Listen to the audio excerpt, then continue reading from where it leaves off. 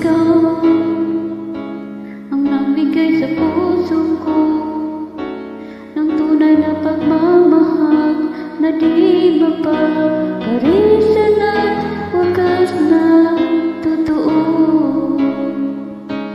Ito ay iingatan ko, umasa ka ang puso ko ay di